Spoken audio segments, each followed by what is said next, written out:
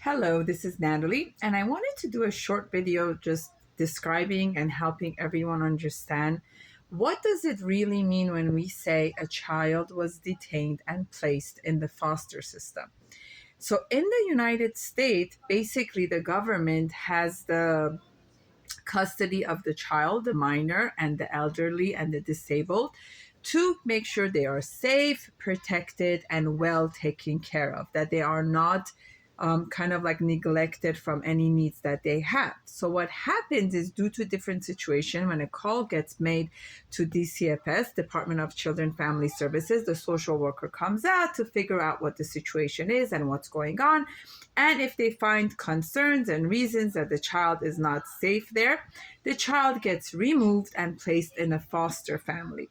Then the parents are told what they need to do in order to get the child back. This has nothing to do with the amount of money, education, the top of the lawyer. There are certain things that needs to be done, and those things can be classes. They could be kind of like if there was drugs involved, doing drug testing, taking, kind of like doing, do they come to their visits, how do they come to their visits. So once they go through the process, they have the option of getting the child back.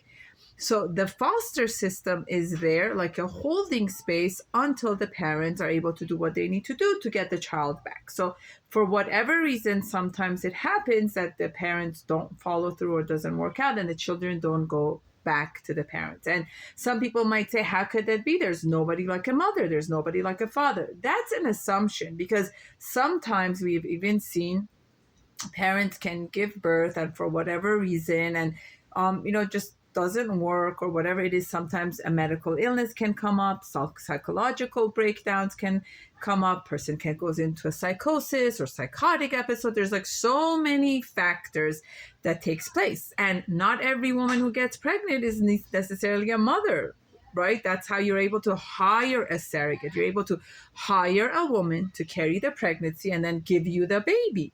So we have to take all of these things into consideration. And also the mental health is extremely critical.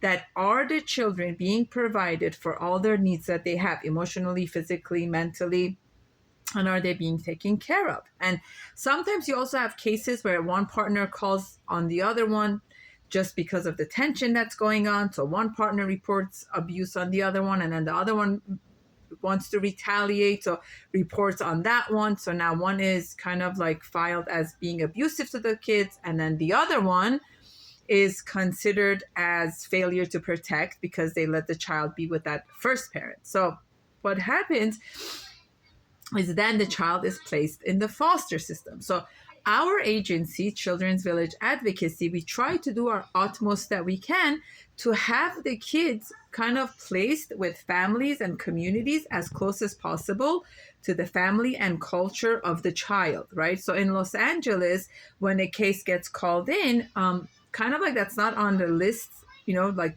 unfortunately peanut allergy and other things are there, but language, culture, religion is not on the list of where should they place that child. So we try to do our utmost as we can to let the state and the social workers know about us. So um, these are the social workers that go out, that we have people in our community that are able to step in to take the child. So back in the days, like many years ago, there were things called a group home, where there was a home and 10, 15 kids would be there with staffs, like 2, 3 staffs in the day and then 2, 3 staffs at night. But they realized that that system didn't work so well. So the best is to have the child in a home with a parent and have a family life. And they started this concept of NERF home. So then that way, family members, community members, kind of like social setting of the family can also step in and become certified foster family to take the child in. So this is how you create a sense of community, so the child can be as close as possible to their heritage, legacy, and where they come from. And people, even if they cannot foster or take a child in, by volunteering, stepping in, being a monitor, they make a huge difference. And every child deserves to have the best outcome that they can. And if their bio parents can provide it from them, that is what we do as a community. We step in for each other. Thank you so much for watching. Our website is jewishchildrensvillage.com.